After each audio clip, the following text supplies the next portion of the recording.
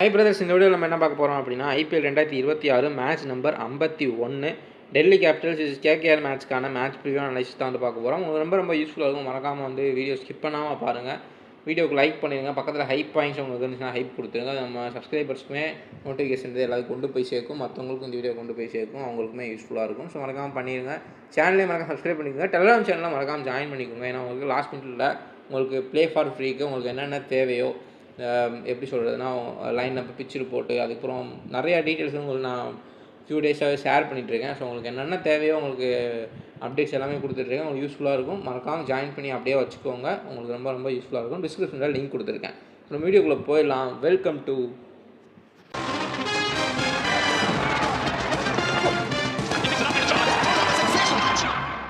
So venue and pitch report வந்து start பண்ணிடலாம். Arun Jaitley stadium டெல்லியில் தான் மேட்ச்ன்றது நடக்குது. So டிசியோடைய home ground. சில மேட்சஸ் எல்லாமே அங்கே தான் நடந்துட்டுருக்கு. கடந்த மொத்தம் ஒரு 3 மேட்ச் நடந்திருக்கு. அதில் முதல் மேட்ச் பார்த்தீங்கன்னா அதெல்லாம் அவங்க அவே போயிட்டு மறுபடியும் ஹோமுக்கு வந்த பிறகு ஒரு 3 மேட்ச் நடந்திருக்கு. அதில் ஃபஸ்ட்டு மேட்ச் வந்து 260 போச்சு பஞ்சாப் கிங்ஸ் எதிராக. அவங்க 260 அடித்தாங்க. அதுக்கப்புறம் பஞ்சாப் கிங்ஸ் சேஸ் பண்ணாங்க. ஸோ அதுக்கப்புறம் பஞ்சாப் கிங்ஸ் ப்ளே பண்ண 3 மேட்ச்மே தோத்துட்டாங்க. இப்போ அவங்க வந்து 2வது இடத்துக்கு வந்துட்டாங்க. எஸ்ஆர்ஹெச் சைலண்ட்டாக சூப்பராக ப்ளே பண்ணி ஃபஸ்ட் இடத்துக்கு வந்து போயிட்டாங்க. ஸோ அவங்களுடைய டீமே வந்து இப்போ பயங்கர ஸ்ட்ராங்காக தெரியுறாங்க. ஸோ அடுத்து 2வது மேட்ச் வந்து பார்த்திங்கன்னா ஆர்சிபி வந்து பொட்டலம் கட்டி விட்டாங்க டிசியை. அதுக்கப்புறம் பார்த்திங்கன்னா சிஎஸ்கேவுமே அதே தான் வந்து பண்ணாங்க டிசியை. ஸோ ஈஸியான வின்கள் தான் ரெண்டுமே. ஸோ 2 மேட்ச்லேயும் பார்த்தீங்க அப்படின்னா உங்களுக்கு டிசி வந்து ஃபஸ்ட் பேட் பண்ணாங்க.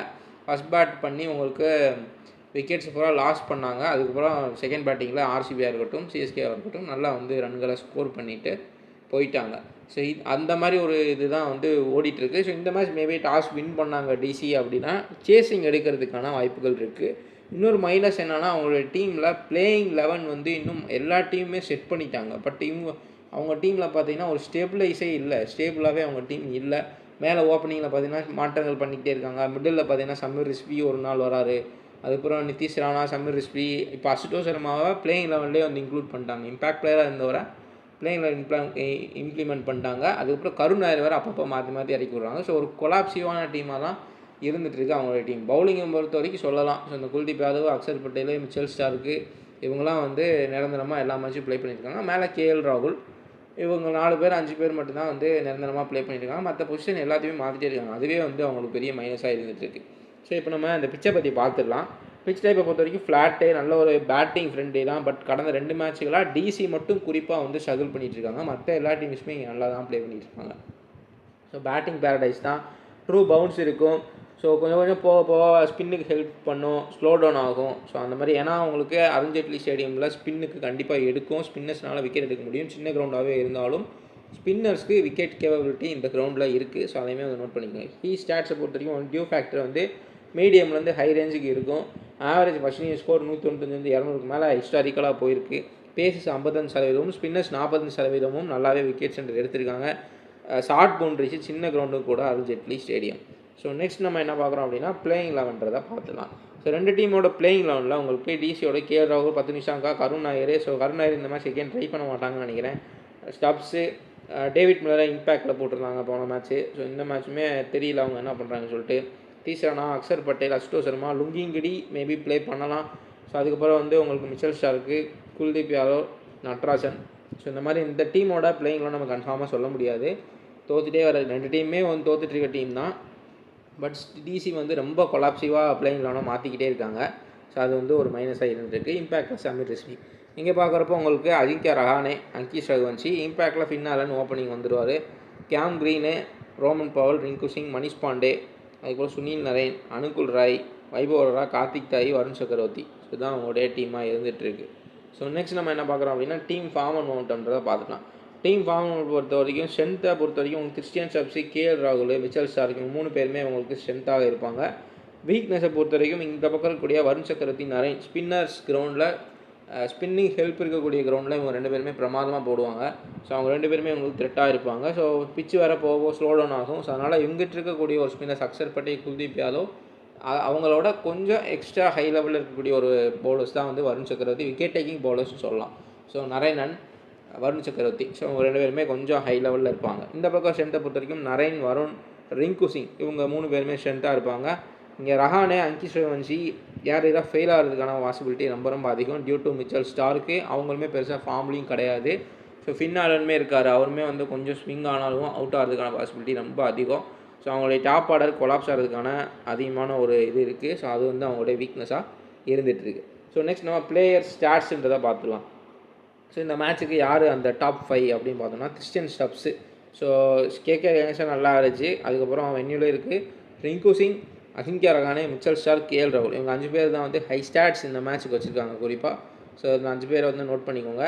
ரிமைனிங் இருக்க பிளேயர்ஸ் பார்த்துலாம். 10 நிமிஷம் 25, 31, வருண் 23, 29, கிறிஸ்டியன் ஸ்டப்ஸ் தான் ஹையாக வச்சுருக்காரு. கேஎல் ராகுல் 39, 35, நிதிஷ் ராணா 27, 30, அக்ஷர் பட்டேல் 1.1 விக்கெட் ஆவரேஜ், அப்புறம் 1.4 விக்கெட் ஆவரேஜ், அஷ்டோ சர்மா 10 நட்டு 20, அதுக்கப்புறம் லுங்கிங்கிரி 1.2 மேபி 1.1, அதுக்கப்புறம் மிச்சல் ஸ்டார்க் 1.5 விக்கெட் ஆவரேஜ், 1.3, அதுக்கப்புறம் குல்தீப் யாதவுமே டீசெண்டாக இந்த வென்யூவில் பர்டிகுலராகவும் அதேமாதிரி கேகே யங்ஸ்டாவும் விக்கெட் ஆவரேஜ்ன்றது வச்சிருக்காரு. நட்ராஜனுக்கு 1 விக்கெட் ஆவரேஜ்ன்றது இருக்குது. இந்த பக்கம் பார்க்குறப்ப Ajinkya Rahane 40, 38, Angkrish Raghuvanshi 30, 35, Cam Green 24, 27, Rovman Powell 19, 22, Rinku Singh 49, 33, Manish Pandey 30, 34, அதுக்கப்புறம் வந்து சுனில் நரைன் 1.4, 1.4, அதுக்கப்புறம் Anukul Roy 1 wicket average, Varun Chakravarthy 1.2 and 1.3 wicket average, Karthik தாய் 1.4, 1.2. ஸோ இவங்கெல்லாம் வந்து ஓரளவுக்கு அதிகபட்சமான ஸ்டாட்ஸ்ன்றது இருக்குது. ஸோ இதெல்லாம் வந்து நோட் பண்ணிக்கணும். நெக்ஸ்ட் நம்ம பவுலர் இம்பேக்ட் அனலைசிஸ்ன்றதை பார்த்துக்கலாம். ஸோ இந்த குறிப்பாக இந்த மேட்ச்சில் 4 பேர் வந்து இம்பேக்ட்ஃபுல்லாக இருக்க போகிறாங்க. அதில் ஒன்று Mitchell Starc, Kuldeep Yadav for DC and Sunil Narine, Varun Chakravarthy for KKR. So இந்த 4 பவுலர்ஸுமே நோட் பண்ணி வச்சுக்கோங்க. ஸோ 4 பேருமே நல்லா விக்கெட் எடுக்கக்கூடிய பாசிபிலிட்டி ரொம்ப ரொம்ப அதிகம். ஸோ வந்து மறக்காமல் நோட் பண்ணி வச்சுக்கோங்க. ஸோ இந்த 4 பவுலர்ஸுமே இந்த மேட்ச்சுக்கு இந்த 2 டீம்ஸுமே இம்பேக்ட்ஃபுல்லாக இருப்பாங்க.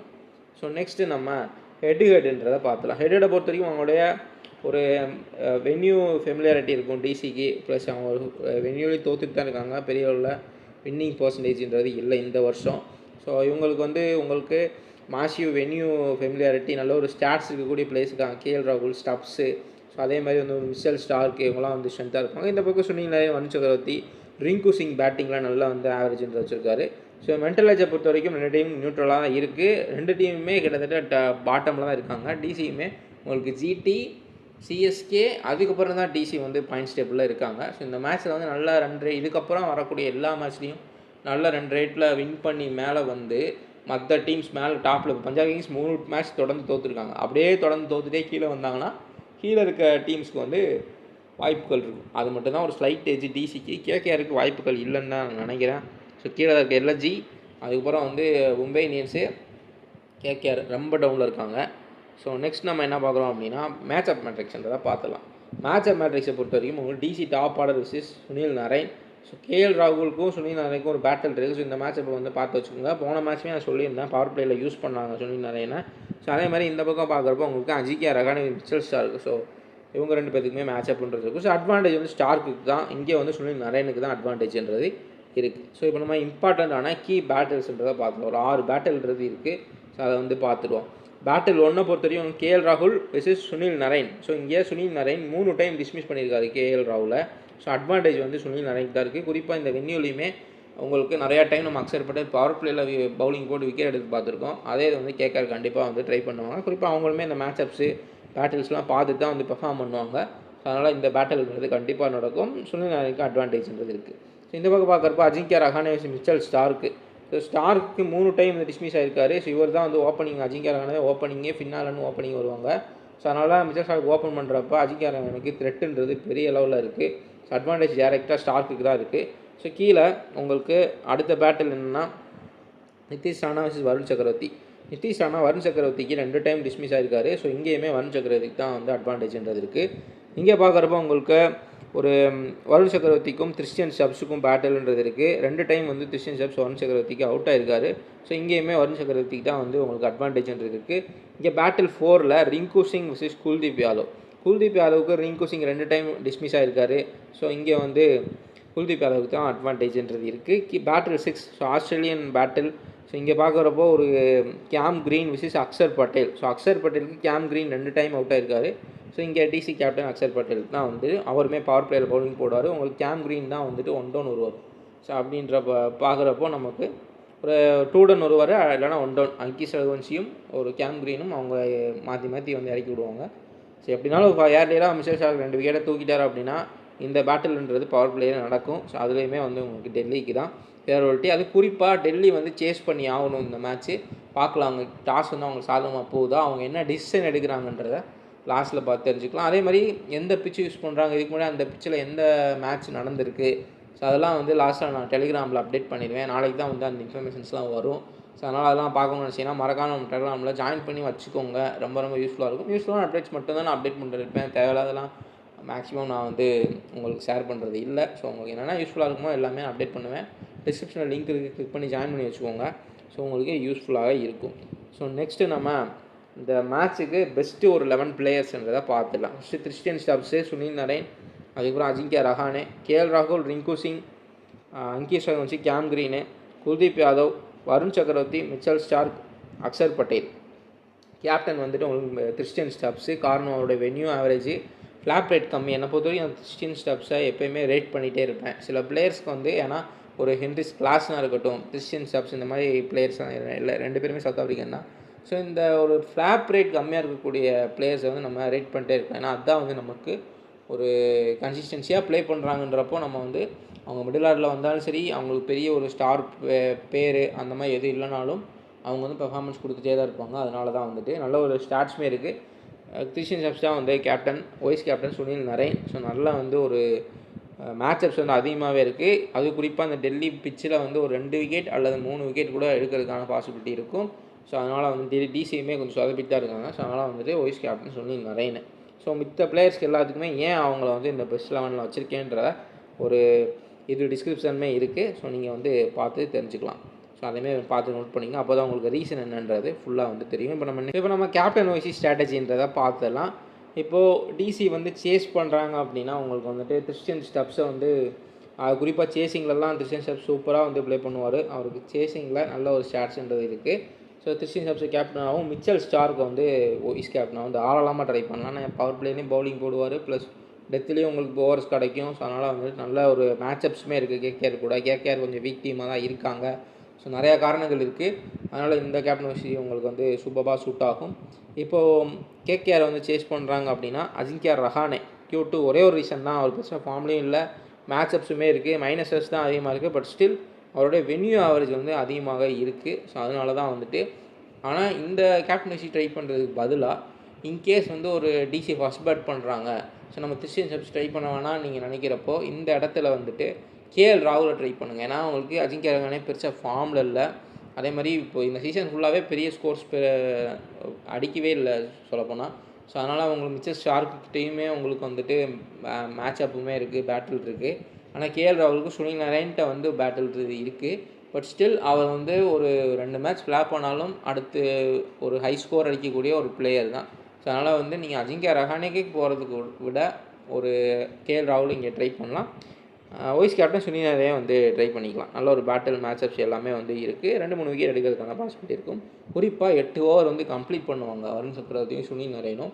இதில் இன்னொரு விஷயமும் நடக்கும். என்னென்னா இப்போ சுனில் நரேன் ஒரு ஓவர் ஃபஸ்ட்டு போட்டு ப்ரெஷர் ஏற்றுறாரு அப்படின்ற பட்சத்தில் அதிகமான டாட் பால்ஸ் போட்டு அடுத்து ஓவர் போடக்கூடிய வருண் சக்கரவர்த்தி அந்த விக்கெட் எடுத்துக்குவார்.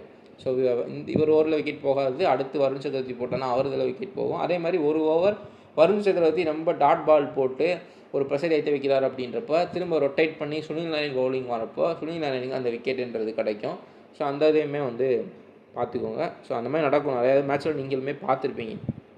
ஸோ ஃபைனலாக நம்ம என்ன பார்க்குறோம் அப்படின்னா மேட்ச் வின்னர் யார். ஸோ மேட்ச் வின்னரில் டெல்லி கேபிட்டல்ஸ் வின் பண்ணுறதுக்கான பாசிபிலிட்டி தான் அதிகம். ஸோ கேகேஆரை கம்பேர் பண்ணுறப்ப டெல்லி கொஞ்சம் ஒரு மேலேயும் பாயிண்ட்ஸ்லையுமே மேலே இருக்காங்க, கொஞ்சம் ஸ்ட்ராங்கஸ்ட் டீமாகவும் தெரியுறாங்க. ஸோ அதனால் வந்துட்டு கண்டிப்பாக ஒரு 52% டெல்லி கேபிட்டல்ஸ்க்கு வாய்ப்பு இருக்குது, 40% கேகேஆருக்கு வாய்ப்பு இருக்குது. ஸோ இதுதான் நம்மளுடைய அனலைசிஸே. வீடியோ லைக் பண்ணிடுங்க, நம்ம சேனலில் மறக்காம சப்ஸ்கிரைப் பண்ணி வச்சுக்கோங்க, அது ரொம்ப ரொம்ப யூஸ்ஃபுல்லாக இருக்கும். நம்ம டெலிகிராம் சேனலையும் மறக்காம ஜாயின் பண்ணி வச்சுக்கோங்க. உங்களுக்கு என்னென்ன டீட்டெயில்ஸ் தேவையோ எல்லாமே அப்டேட் பண்ணிகிட்டே இருப்பேன். ஸோ டிஸ்கிரிப்ஷனில் லிங்க் இருக்குது. நம்ம நெக்ஸ்ட் வீடியோவில் பார்க்கலாம்.